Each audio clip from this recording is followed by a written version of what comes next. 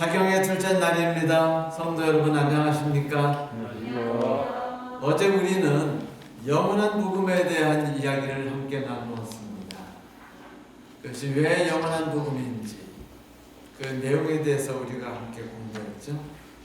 오늘은 그 영원한 복음이 처음에 어떻게 시작되었는지 그 시초에 대해서 우리가 좀 함께 살펴보고자 합니다.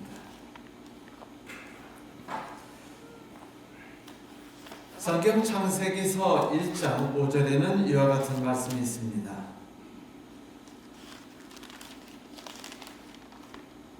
뱀이 여자에게 물어 이르되 하나님이 참으로 너희에게 동산 모든 나무의 열매를 먹지 말라 하시더냐? 여자가 뱀에게 말하되 동산 나무의 열매를 우리가 먹을 수 있으나 동산 중앙에 있는 나무의 열매는 하나님의 말씀에 너희는 먹지도 말고 마시지도 말라. 너희가 죽을까 하노라 하셨느니라. 뱀이 여자에게 이르되 너희가 결코 죽지 아니하리라. 너희가 그것을 먹는 날에는 너희 눈이 밝아져 하나님과 같이 되어 선악을 알 줄 아는 하나님이 제가 이상하게 썼네요. 될 줄을 하나님이 아심입니다. 창세기 1장, 3장을 자세히 들여다보면은 하나님에 관한 인식에 있어서 사람과 하나님이 서로 큰 견해 차이를 갖고 있는 것을 볼 수 있습니다. 사단과 여인이 하나님을 부를 때는 뭐라고 불렀는지 아십니까? 그냥 하나님이라고 불렀어요. 하나님이 내 하나님도 아니고 나의 주 하나님도 아니고 그냥 하나님입니다. 그냥 지나가는 개, 소, 닭 부르듯 한 하나님이었죠. 그런데 성경에서 3장 1절에 보면 여호와 하나님이라고 하나님이 당신을 표현하실 때는 여호와 하나님이라고 부르셔요. 그것은 뭐냐면 하나님이 인간과 함께 하시는 하나님이라는 소리입니다. 하나님은 내가 너희를 사랑하고 나는 너희와 함께 있어 라고 말씀하시는데 인간과 사단은 뭐라 그래요? 당신은 우리와 상관이 없어야 되고 그리고 저는 그렇게 이제는 당신과는 관계를 좀 끊어야 된다고 생각하는데요. 마치 여러분 그 장성한 자녀들이 결혼할 때쯤 돼가지고 하는 행동하고 비슷하지 않습니까? 우리는 목숨 걸고 내 새끼 하고 모든 거에 간섭하려고 하는데 걔는 이제 어머니는 타인이세요. 아버님도 타인이세요. 우리하고 가까이 오려고 하지 마세요. 나는 이제 새로운 관계를 꾸미니까 어머니는 이제 더 이상 옛날처럼 가까이 당겨오지 마세요라고 말하는 기분이에요. 여기서 문제가 터졌어요. 인간이 하나님과 관계를 멀리 두기 시작할 때 죄악이 땅에 들어왔습니다. 그 결과 인간이 하나님께 굴복하지 않고 어제 말씀드린 대로 하나님께 복종하지 않았죠. 하나님을 나의 하나님으로 모시지 않자 지구상에 죄악이 들어왔고 인간은 하나님과 영원히 분리될 수밖에 없는 상황에 처해 있습니다.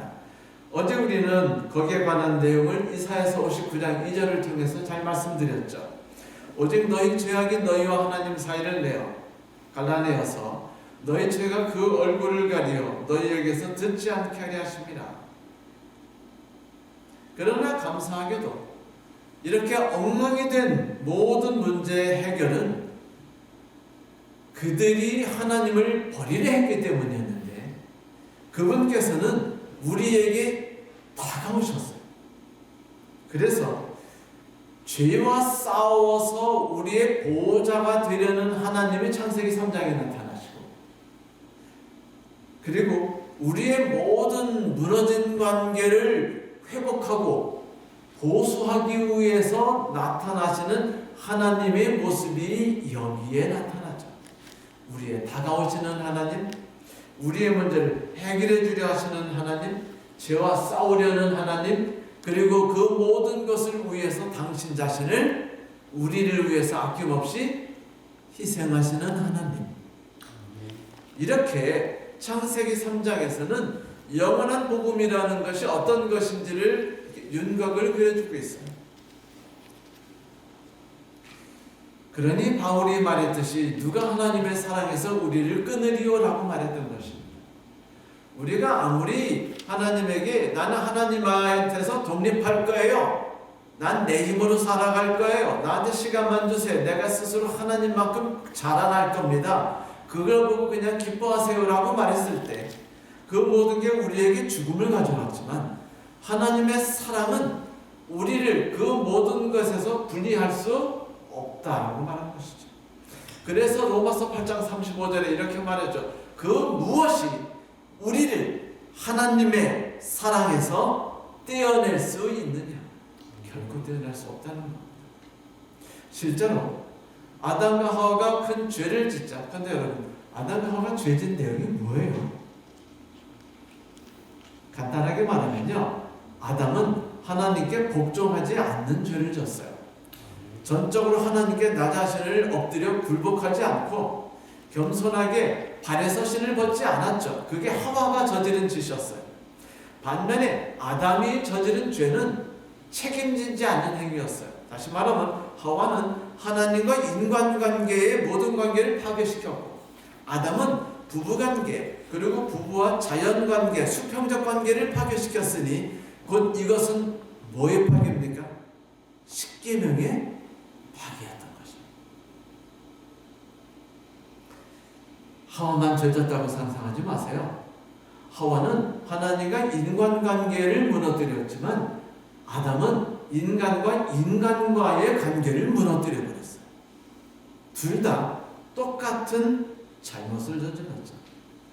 그래서 그들이 죄로 인해서 그들에게 이제 드디어 문제가 드러나기 시작하자 그들이 제일 먼저 한 일이 뭡니까? 문제를 바로잡는 것이었어요. 그런데 문제가 뭐냐면은 문제를 그들이 자기의 힘으로 바로잡으려고 했다는 것이죠. 즉각 하나님 도와주세요, 어쩌면 좋지요 라고 말하기보다는 뭐 하는 거예요? 아이고 매 엄마 오시기 전에 빨리빨리 엄마 모르게 이거를 우리 손으로 수습하자라는 것처럼 우선 자기들끼리 급하게 무화과나무 잎으로 그냥 수치를 가리고 조금 이따 시들어 버릴 건데, 일단은 자기들 힘으로 미봉책으로 무언가를 덮고 가리고 해결하려고 분주하게 뛰어다녔지만 그 모든 것이 아무 의미가 없어버렸어요. 그때 하나님이 그들에게 다가오셨죠. 그런데 창세기 3장 9절에 보면 참 내용이 8절부터 보면은 이렇게 말해요. 그날 바람이 불 때 저녁 선선한 바람이 불어오기 시작하는 거예요. 안식일이 시작되니까. 동산에 거니시는 여호와 하나님이 소리를 듣고 아담과 그의 아내가 여호와 하나님의 낯을 피하여, 계속 하나님은 자기를 누구라고 불러요? 여호와 하나님, 여호와 하나님이라고 말합니다. 끝까지. 나는 아담과 하와의 하나님이야 라고 말씀하시는 거예요. 하와는 뭐라고 말하는데? 그냥 하나님이라고 말하는데, 부르시며 그들에게 이르시되 너희가 어디 있느냐 라고 말해요. 여기서 하나님이 걸으시는 소리를 듣고 오라고 말하고 있는데, 여기서 걸으시며 라는 단어가 어떤 단어냐면요, 동산을 여유있게 천천히 그 부부가 함께 손잡고 이거저 구경하며 이야기를 나누며 산책하는 거 아세요 여러분? 햇볕이 등을 나무 사이로 따뜻하게 비칠 때 부부가 다정하게 이야기를 하면서, 분명히 노부부야죠. 젊은 부부는 그런 게 없어요. 이렇게 거니며 걷는 것처럼 여유있게 걷는 것, 이게 하나님이 걸으시는 그 걸음이었어요. 그러니까 하나님이 지금 아담과 하와와 평상시 안식일이 시작되면 어떻게 생활했는지를 지금 보여주는 게 그분의 여유로운 걸음이었다는 거예요. 천천히, 난 오늘 아담과 하와와 신나고 행복하고 즐거운 관계를 가지게 될 거야. 그러니까 발걸음이 여유롭고 상쾌했습니다. 그런데 아담과 하와가 하나님이 불편했던 거예요. 다 그렇잖아요. 일단 어제도 우리가 그 이야기를 나눴죠. 죄를 짓고 나면 관계가 불편해진다는 이야기를 했죠. 그래서 교회 나오기도 불편하고 하나님께 기도하기도 불편하듯이 아담과 하와가 불편해졌습니다. 그래서 하나님께로부터 피하여 숨었죠. 그때 하나님이 그들에게 다가오셨다는 것이 이 복음의 가장 큰 중심이에요. 하나님이 다가오셨다. 그리고 은혜가 죄가 넘치는 곳에 넘쳤다고 하나님이 제일 먼저 아담과 하와 중에서 누구에게 먼저 말을 거셨죠?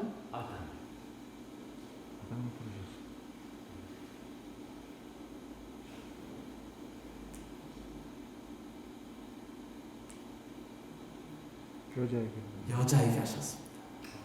하와에게 먼저 하셨어요. 저 깜짝 놀랐어요. 제가 잘못 알고 있는데 그래서 하와에게 말씀하셨어요. 여러분, 지구의 대표자는 누구죠? 남자입니까? 여자입니까? 여자예요. 성경에서는 여자를 지구의 대표라고 말하고 있습니다. 요한계시록에 예수 그리스도 오실 때 그리스도의 신부로 나타나지 그리스도의 신랑으로 인간이 나타납니까? 신부로 나타나요. 인간의 대표자로서 그 온몸을 정결하게 그리고 아름답고 순수하고 완전하게 치장한 존재가 여인으로 나타납니다. 여인이에요. 여인이 대표자입니다. 하나님이 제일 먼저 말씀하신 대상이 여인이었는데 여인에게 두 가지 이야기를 하셨어요. 근데 사람들이 이걸 자꾸 저주라고 생각해요. 하나님이 처벌하셨다고 생각합니다. 그러나 그 내용은요, 축복이었습니다. 제일 먼저 하신 말씀이 뭐였죠? 하와야, 네가 이런 죄를 저질렀으니 내가 이제부터 네게 어떤 고통을 줄 것이다? 임신하는 고통을 크게 더할 것이다. 네가 수고하고 자식을 낳을 것이다. 라고 첫 번째 이야기를 하십니다. 두 번째는 너는 남편을 원하고 남편은 너를 다스릴 것이라고 말합니다. 이 다스릴 것이라는 말에 유념하십시오. 이 말이요, 남편이 그동안 그 등한히 했던 책임에 대한 이야기를 여기서 하나님이 말씀하신 거거든요. 이 다스린다는 말은 지배하고 막 명령하고 막 부려먹고 막 뺏는다는 게 아니라 에베소서 5장에 나오는 그 보살핌을 말하는 다스림이에요. 자연계를 보살피는 아담의 다스림이 그가 자기 책임을 다하지 않았기 때문에 하나님이 지금 이 이야기를 부부관계에 다시 이야기하셔요. 자, 고통은 왜 나왔을까요? 지구에 죽음이 찾아왔어요. 모든 인류는 죽을 수밖에 없습니다. 이들을 살리기 위해서 하나님이 하신 게 뭐죠? 예수 그리스도께서 우리를 위해 해산의 고통을 겪는 것이었어요. 십자가에 달려 돌아가시는 것이었습니다. 우리를 위해 당신의 생명을 아낌없이 바치시는 것이었어요. 당신의 삶을 고통 가운데 두시는 것이었어요. 그래서 여인에게 말한 것입니다. 너는 이제부터 죄악이 무엇인지, 죄악으로부터 새 생명으로 이끌어서 한 생명이라는 가치를 꺼내는 것이 얼마나 고통스럽고 얼마나 힘든 것인지를 경험해라. 나는 내가 이 경험을 통해서 내가 너희들을 위해서 겪고 있는 경험을 네가 겪고 내 아픔을 알고 내 수고를 네가 느끼며 그러므로 영혼의 가치의 귀중함과 네가 생명을 낳는 것이 얼마나 값진 것인지를 깨달았으면 좋겠다라고 말씀하신 것입니다. 저주인가요? 축복인가요? 축복이었습니다. 그 뒤에 하나님이 하신 말씀이 바로 너는 남편을 원하고 남편은 너를 다스릴 것이라는 이야기였어요. 여러분, 사실 하나님이 인간을 창조하셨을 때 남자와 여자의 관계가 어땠었다고요? 흥미로운 사실은 지구에 있는 모든 동물과 인간은 뭐를 만드셨죠? 네? 흙으로. 한 가지 예외를 빼고 여자만 빼고요. 모든 존재는 흙으로 만들어졌어요. 그냥 토기입니다. 토기. 그런데 여자만큼은 본 차이나로 만드셨어요. 다시 말하면 뼈와 흙으로 만드신 겁니다. 이거는요 중요한 의미들을 갖고 있어요. 여러분 성경에서 그 여자에 대해서 창세기 2장에 말할 때 돕는 배필이라고 말씀하셨죠. 제가 설명드렸죠. 돕는 배필의 뜻이 뭐라고요? 아랫사람이 윗사람을 보조하는 그 보조로서의 돕는 거라고요? 아닙니다. 윗사람으로서 아랫사람이 어려운 가운데 있을 때 무슨 길을 갈 때 지도해주고 도와주는 것을 돕는다고 말한 것이었어요. 다시 말하면 여자는 매사에 남편을 그렇게 도와요. 실제로 남편들이 하는 일이 좀 어리숙하지 않습니까? 청소하려면 청소했다고 뭐 신나가지고 노래 부르면 여자가 딱 보면 어때요? 집안이 오히려 엉망이 진짜 되는 거 맞죠? 이런 식이에요. 그래서 남자는 여자가 없으면 제대로 존재할 수 없는 상황입니다. 본초인하거든요. 그래서 성경에서는요 여자에 대해서는 좀 더 높은 지위로 사실은 느끼고 있어요. 그것은 지위가 높다는 게 아니라 능력이 다양함이죠. 여러분 성경 잠언에서 31장에 그리고 룻기에서 강조하는 게 뭐죠? 여인을 어떤 여인이라고 말합니까? 현숙한 여인이라고 말합니다. 그런데 이 현숙한 여인이라는 뜻이 우리가 알고 있는 현숙한 여인이 결코 아니죠. 성경에서 잠언이나 룻기에서 말하는 현숙한 여인이란 용맹한 여인이라는 소리입니다. 가족을 위해서는 목숨을 내던지는 용맹한 여인, 아침에 막 눈을 뜨고 억지로 일어나서 온 집안을 위해 밥을 짓고 길쌈을 하고 그 다음에 가족의 모든 하인들이 할 일들을 딱딱딱딱 챙기고 그 다음에 밖에 나가서 남편 대신에 먹을 거를 챙기고 그 다음에 밭을 간품해서 남편이 와가지고 도장 만찍해서 좋은 밥 사주고 그 다음에 나가서 명품들을 골라와가지고 남편들을 입혀주고 자식을 입혀주고 그 다음에 먹을 것을 마음껏 만들어 놓고 이게 다 누가 하는 일이에요? 다 여인이 하는 일이에요.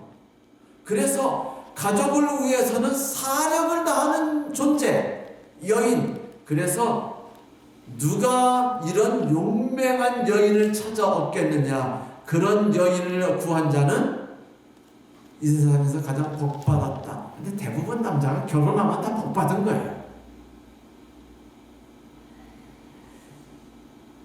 이것이었어요. 하나님 본래 남자와 여자가 다르게 만들었습니다.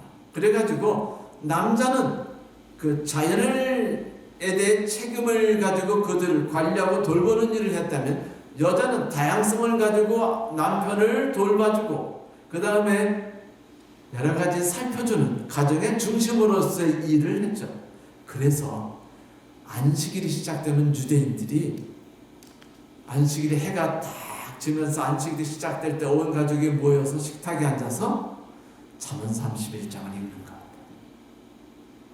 여인의 가치와 중요성에 대해서 감사하고 찬양하면서 한 주를 시작하겠다는 것, 한 주를 정리하겠다는 것이었죠. 그러면 창조 때 부부의 관계는 뭐였어요? 바로 조화와 협력이었습니다. 서로 다른 존재예요. 남자와 여자는 서로 존재가 다릅니다. 남자는 근육이 넘치고 일을 하고 땀을 흘리며 뭔가 그런 일을 한다면 여자는 조금 말씀드린 대로 잠언에 나오는 말이나 룻기에 나오는 말대로 가족을 위해서는 용맹스럽게 몸을 던질 수 있는, 거기다가 똑똑하고 지혜로우며 쇼핑할 줄 알고 좋은 것이 뭔지를 분간할 줄 아는 그런 여인이었어요. 그런데 이 둘이 더 나은 존재가 없어요. 둘이 함께 존재해야 살아가는 겁니다. 이게 창조 때 만든 가정제도였어요. 마치 앤 랜더스가 여기에 대해서 말해준 것처럼, 앤 랜더스라는 미국의 유명한 칼럼니스트가 있는데 돌아가셨죠? 한 20년 전에. 근데 이분이 그 천국과 지옥 차이를 이야기해 줬어요. 한 남자가 예수님과 함께 천국과 지옥에 대해 이야기하고 있었는데 예수님이 나 함께 저기 좀 가볼래? 네. 갔더니 큰 방이 있었는데 그 커다란 솥에 수추가 막 끓고 있었어요. 고기 수추가. 그런데 사람들이 막 자기 팔보다 긴 수저 하나씩 들고 있는데 막 음식을 떠서 먹으려는데 먹을 수가 없는 거예요. 그래서 사람들이 막 먹지 못해가지고 깡마르고 막 화가 나 있고 짜증난 채 막 그냥 막 소리 지르는 거를 봤습니다.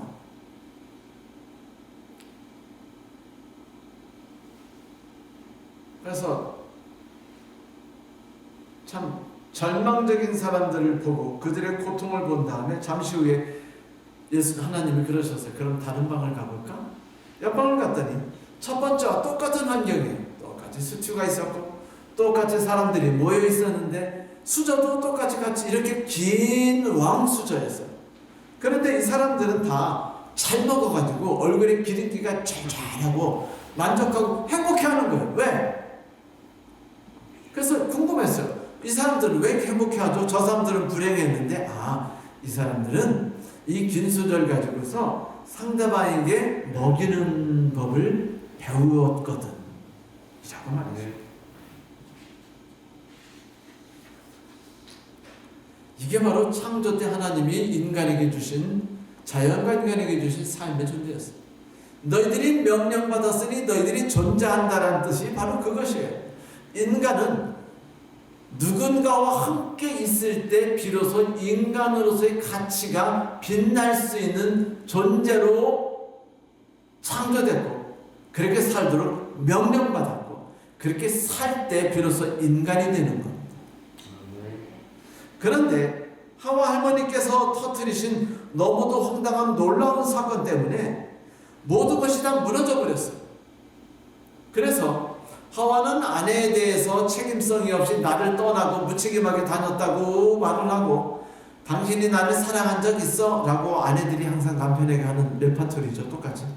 그거는요, 실제로 남편들이 하는 행동이 무책임하기 때문이에요. 아내에 대해서, 가정에 대해서. 자주 이야기하지 않습니까? 6.25 때 왜 남자보다 여자가 더 많이 살아남았나? 아빠보다 엄마가. 아빠는 포탄이 터지면 혼자 참으로 뛰어들고 엄마는 애새끼를 안고 뛰어들었기 때문입니다. 이게 바로 창세기 3장에 나오는 남자의 무책임성을 말해주는 거예요. 자, 그래서 하나님은 인간이 저지른 가장 큰 죄, 하나님과 인간 사이에 저지른 죄가 뭐예요? 하나님께 복종하지 않은 거죠. 굴복하지 않은 거 아닙니까? 나 자신 하나님께 겸손히 드리고 하나님께 의지하고 맡기지 않은 거 아닙니까? 그런데 그것이 인간의 대표자인 여인이 했어요.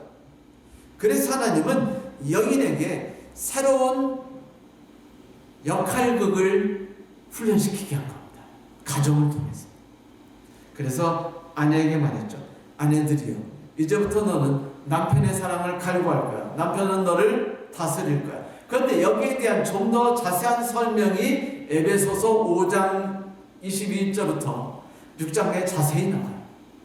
거기에 보면 남자들이 읽기 가장 좋아하고 만족해하면서 읽고, 여성들이 불만에 가득 차서 볼을 부풀리고 가장 짜증을 내며 읽는 성경절. 아내여 남편에게 복종하라는 성경절이 나오죠.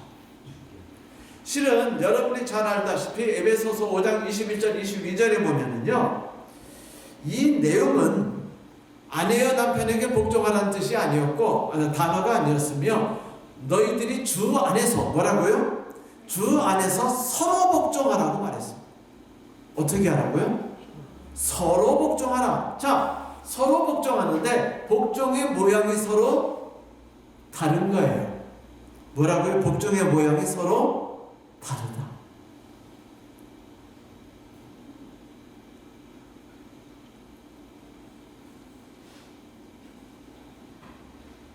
(22절) 자세히 읽어보면 이렇게 돼 있어요. 21절부터 그리스도를 경외함으로 피차 복종하라. 아내여 죽게 하듯 남편에게 그리하라. 그래서 복종이라는 단어를요 일부러 쓰지 않았어요.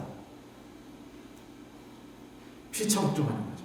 자, 이제 복종의 의미가 뭐냐?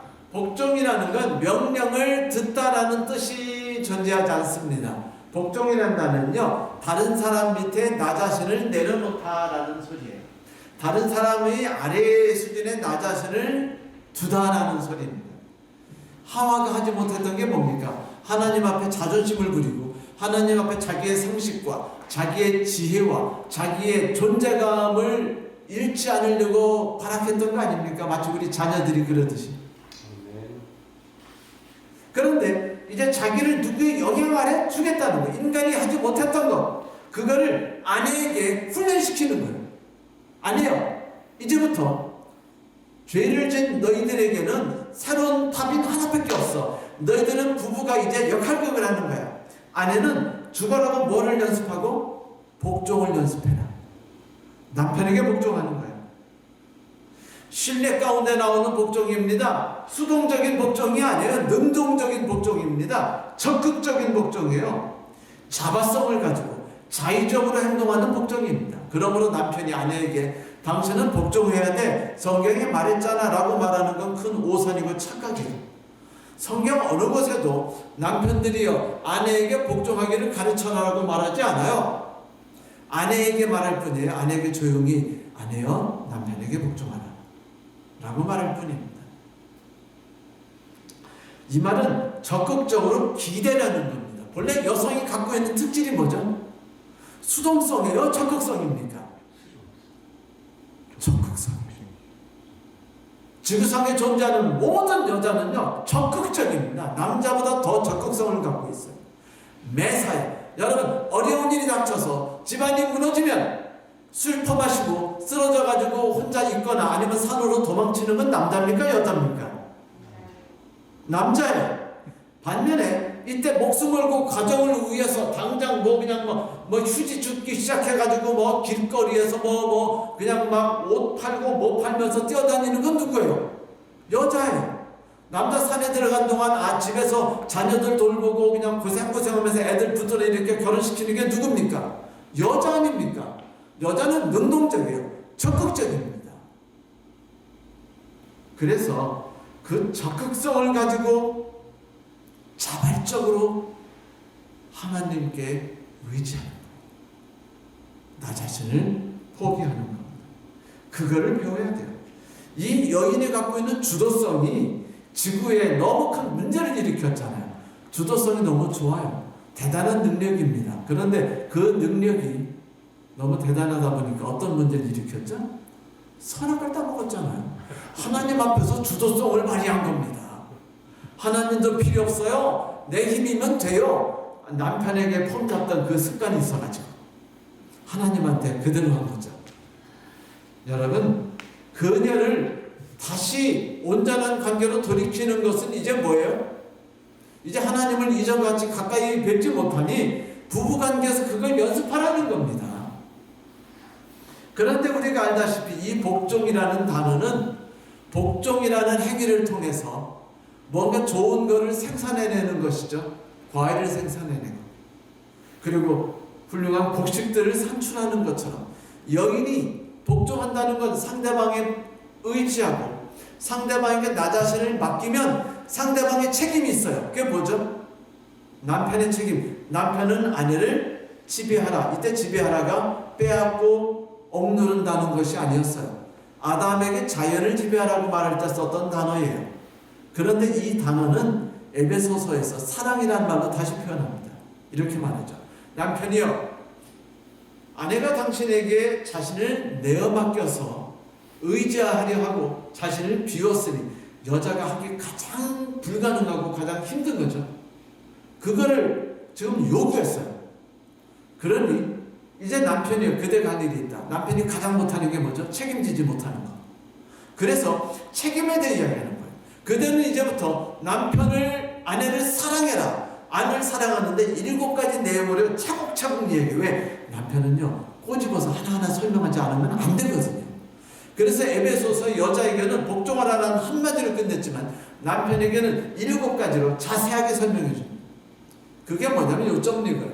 아내가 당신에게 자신을 내어 맡겼으니 이제 당신은 책임을 지고 아내가 하나님 앞에 드려질 흠도 점도 없는 신부로 나타날 수 있도록 사랑하라, 돌보라, 책임지라 라는 것이었습니다.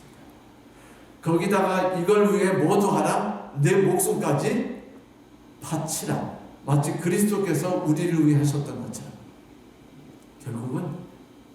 가족관계라는 게 뭡니까? 그들이 범죄했던 내용을 다시 한번 거기서 쓰러진 데서 다시 일어날 수 있도록 해줄 거예요. 잿더미가 됐는데 거기서 다시 싹이 트는 거예요. 다시 생명이 불끈불끈 솟아오르는 겁니다. 하나님이 적극적으로 그들에게 다가오셔서 그들이 무너뜨린 모든 것, 화재가 나서 모두 타버린 것, 더 이상 희망과 생명이 없는 곳에서 다시 생명이 돋게 하셨는데 곧 여인에게 복종이라는 것을 가르치고 남편에게 책임과 생명을 바치는 것을 가르치신 겁니다. 이래서 부부의 새로운 관계, 창조적 부부관계가 아니라 구속적인 부부관계라는 은혜를 퍼부으셔서 이 부부관계를 주 안에서 그들이 역할을 행사하면서 그들은 하나님과 인간 사이에 깨어진 십계명을 복구하고 인간과 인간 사이에 깨어진 십계명을 수복하고 복구하게 된 거예요. 관계를 다 회복하는 연습을 하게 되는 것이었습니다. 남편을 사모한다는 게 바로 이런 것이었죠. 성도 여러분, 하나님께서 아담에게 말하기를 네 아내의 말을 듣고 내가 네게 먹지 말라 나무의 열매를 먹었은즉, 다시 말하면 남자가 지금 뭐가 없어요? 주도성이 없죠. 그래야 안 그래요? 자기 주관성이 없고 주도성이 없고 아내가 행동할 때는 뭐 해두다가 내쳐두다가 책임을 안 신경도 안 쓰다가 아내가 일을 저지르니까 또 그냥 아내를 졸졸 따라가요. 그럼 주도적이지 못해요. 그러니까 이제 그 남편에게 하나님이 말씀하신 겁니다. 네가 네 아내의 말을 듣고 행동했으니 이제부터는 네가 여기에 대해서 두 가지 새로운 삶의 경험을 배우게 될 거다. 첫째는 너는 책임을 지고 주도적으로 사랑하고 돌보고 너 자신을 희생해라 라는 것이었고요. 두 번째는 너는 이제부터 땀을 흘려 농사를 짓게 될 것이다. 땅은 저주를 받아 엉겅퀴를 낼 것이고 가시덤불을 낼 것인데 너는 그거를 먹지 못해. 너는 채소를 먹게 될 거야. 너는 그리고 흙으로 돌아갈 때까지 땀이 나도록 일하다가 네가 죽으면 흙으로 돌아가니 너는 흙에서 나왔으니 흙으로 돌아갈 것이라는 이야기를 하시죠.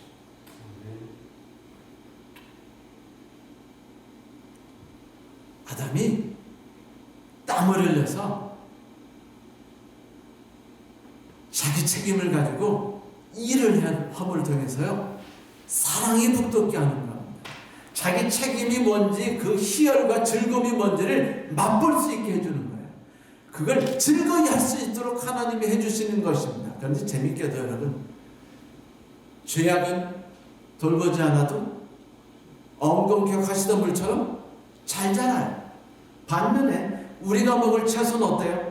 끝없이 희생과 온 관심과 정성을 들여 노력하지 않으면 어떻게 돼요? 단 한순간도 신경 쓰지 않으면 죽어버립니다.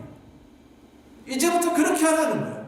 너 이제부터 매일 매 순간 동안 너 생각의 삶에 아내가 들어가라는 거예요. 가정이 들어가 있으라는 겁니다. 대개 남편은요 하루의 삶에 모든 관심이 뭐에 있죠? 일에 있어요. 가정에 있지 않습니다. 아내에 있지 않아요. 일에 있습니다. 반면에 아내는 모든 삶의 관심이 뭐에 있죠? 가정에 있어요. 그런데 아내에게 남편에게 말합니다. 너 이제부터 농사지면 그 농사가 얼마나 힘든지 경험하게 될 거야. 하지만 네가 보람을 느낄 거야. 행복을 느낄 거야. 이것이 얼마나 멋진 것인지 연약한 존재를 잘 보살펴서 키워가지고 그것이 멋지게 자랐을 때 그것이 얼마나 위대한지를 봐.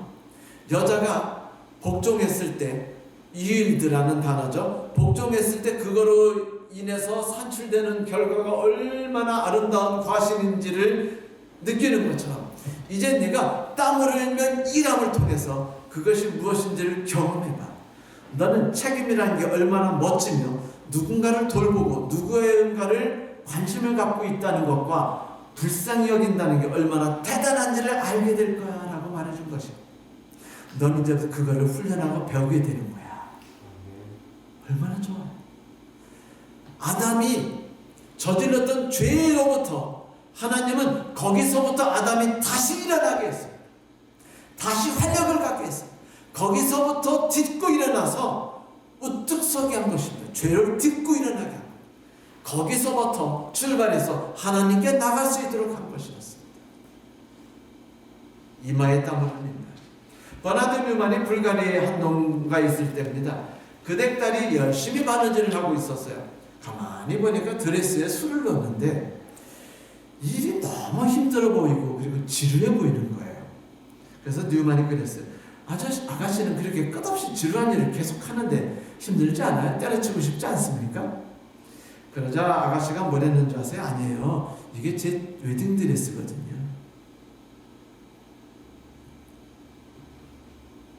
땀이 나는데 보람이 있고요. 즐거운 것이에요. 똑같아요. 여러분, 아담이 이마에 땀이 난다는 것이 고통이라고 생각하지 마세요. 그건 보람입니다. 어머니가 수고로 자식을 낳고 그 행복이 어떤 것인지 결실을 맛보라는 이야기가 여러분 아가서에 나오는 거 기억나시죠? 하와만 그것을 경험하는 게 아니라 하와는 해산의 고통을 통해 그것을 경험하고 하나님의 창조의 사역에 동참한다면 아담은 죄악을 억누르고 선한 삶과 그런 것들을 생명과 가치 있는 것들을 키우는 것을 통해서 이것이 얼마나 아름다운 건지를 배우는 것이죠.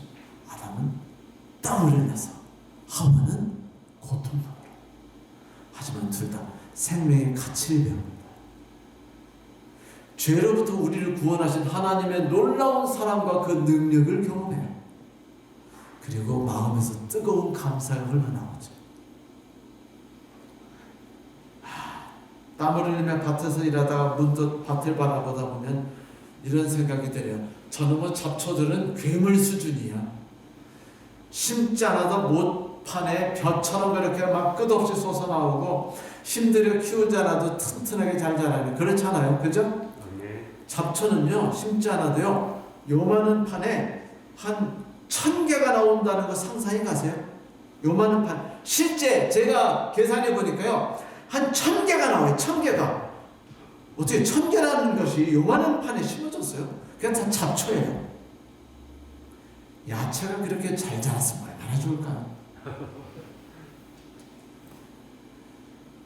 힘들어 키우지 않아도 튼튼하게 잘 자라요. 죄악이라는 건. 그런데 이놈의 채소는 왜 이렇게 연약한 거예요? 아무리 힘쓰고 애써 보살펴도 잘 자라지 않으니까. 이게 바로 죄악의 무서움입니다. 그리고 아담이 해야 되는 삶이 얼마나 힘든 것인지를 말해주는 것이에요. 성도 여러분, 이 모든 것은 저주처럼 보였죠. 엄청난 축복이었습니다. 이제 하나님은 아담에게 마지막 축복을 내립니다. 너는 흙이니 흙으로 돌아갈 것이다. 본질을 말하는 겁니다. 그가 무엇이 된 것냥 뻐기지 말하는 거예요. 너는 결국 흙이었을 뿐이에요. 아무것도 아닌 존재였는데 내가 네가 무언가 존재라고 만들어줬어. 네가 나를 떠나는 순간 너는 다시 아무것도 아닌 존재 같아. 여러분, 욥이 진 죄가 뭡니까? 욥이 왜 큰 죄를 졌죠? 하나였어요. 하나님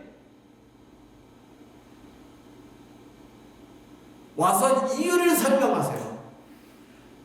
왜 나를 이렇게 괴롭히시는 겁니까?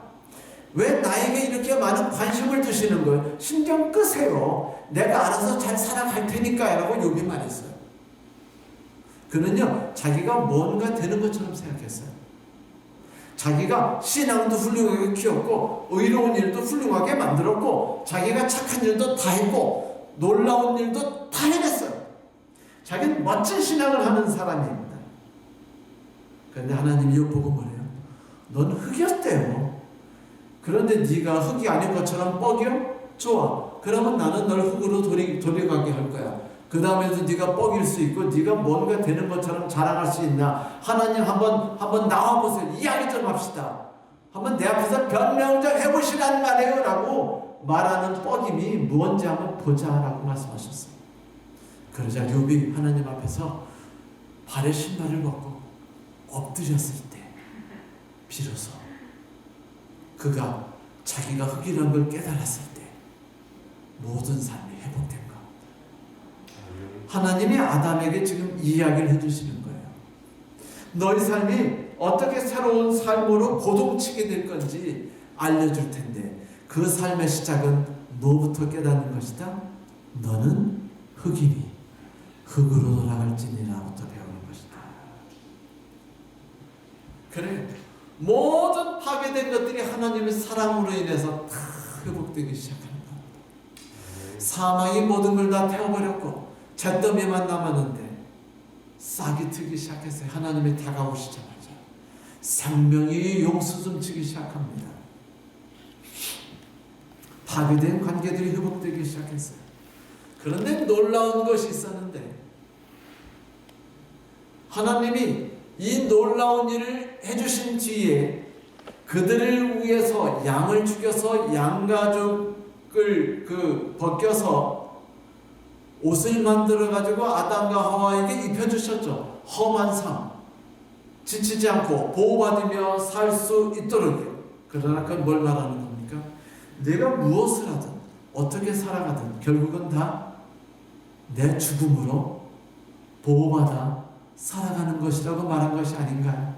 그런데 여러분, 놀라운 건 이 놀라운 복음이 다 안식일 날 일어났어요.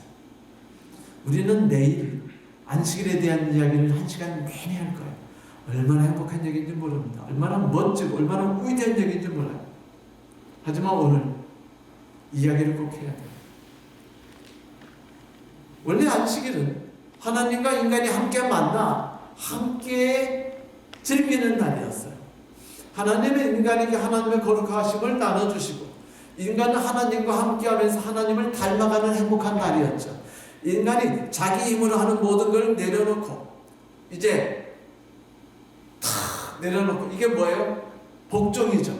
굴복이죠. 그렇죠? 네. 그리고서 하나님을 의지해서 하나님이 주시는 모든 생명 가운데서 회생하고 회복되는 경험을 갖는 것, 그게 안식일이었지 않습니까? 그런데 죄로 인해서 인간이 하나님을 만나게 하지 않은 순간 모두가 파괴된 거예요. 안식일도 파괴된 겁니다. 그 안식일에 하나님이 인간에게 다가오셨을 때 그 안식일에 인간은 어떻게 하려 했죠? 도망하려 했어요. 그런데 그 안식일에는 하나님은 놀라운 일을 하십니다.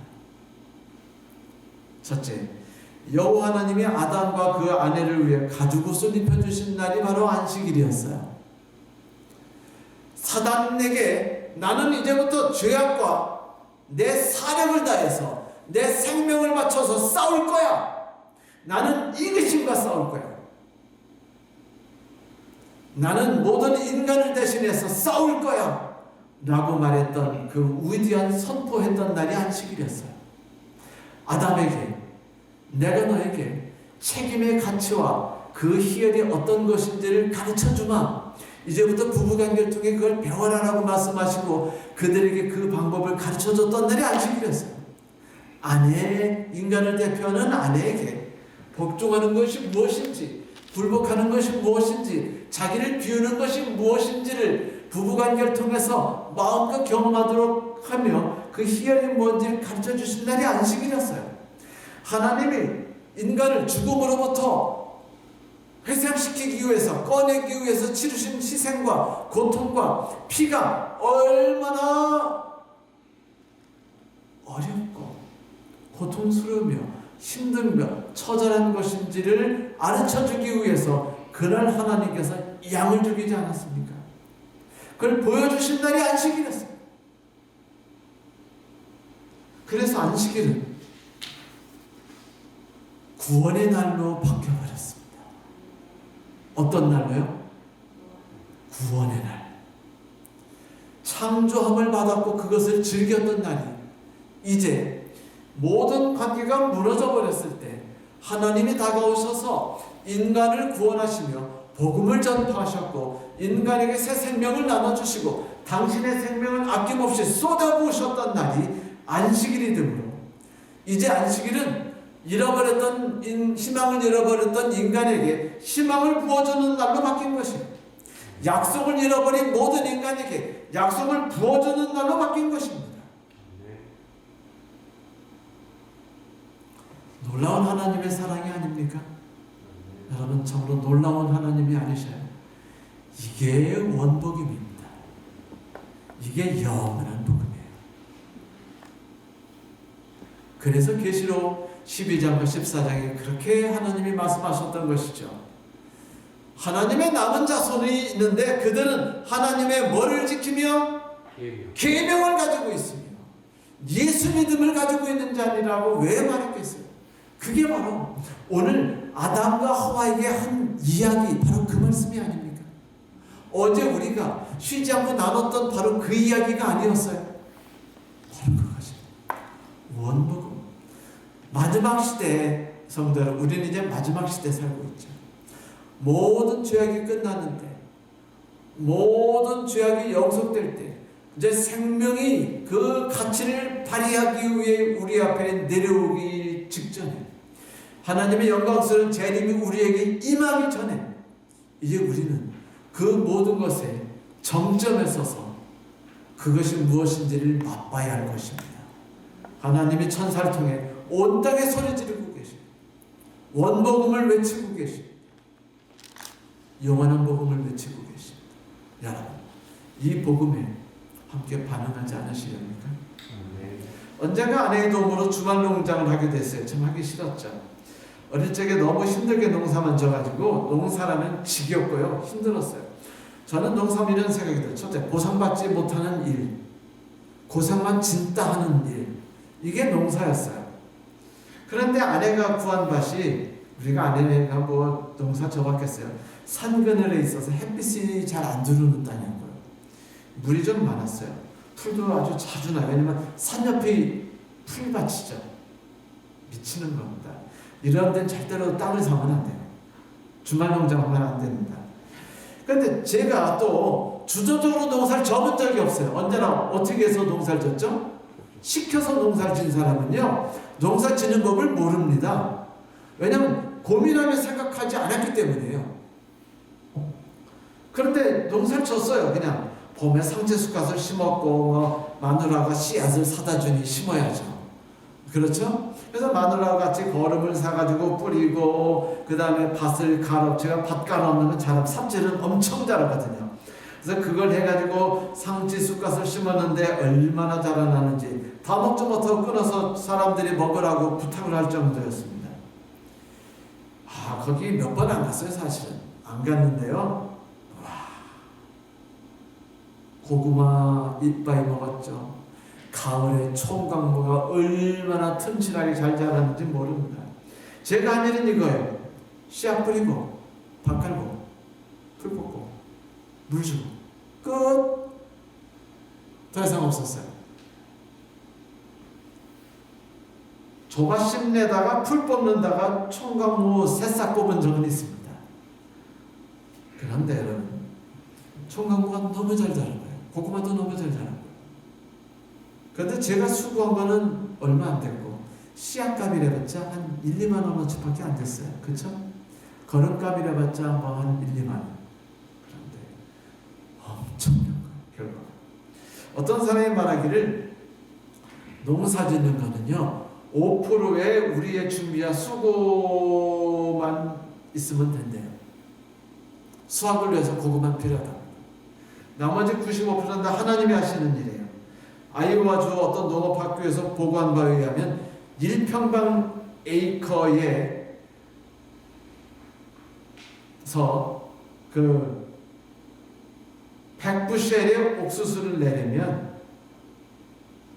4만 파운드의 물과 6,800리터의 산소, 5,200리터의 탄소, 160리터의 질소, 155리터의 포타슘, 75리터의 유황, 다른 게 필요한데, 적절한 햇빛, 적절한 비, 적절한 바람이 필요하대. 그런데 이 모든 건 다 누가 주신 거죠? 하나님 주신 거예요. 여러분, 제가 농사 져서 주말 농장 한 게 아닙니다. 이게 다요, 하나님이 쏟아부어 주신 거예요. 우리가 하나님의 의 가운데서 새로 심겨져서 새로 태어나 새로 자라는 거 아니겠습니까? 죄악의 삶 가운데서. 그런데 이 자라나는 모든 일이 다 하나님께서 하시는 일이라는 건 잊지 마십시오.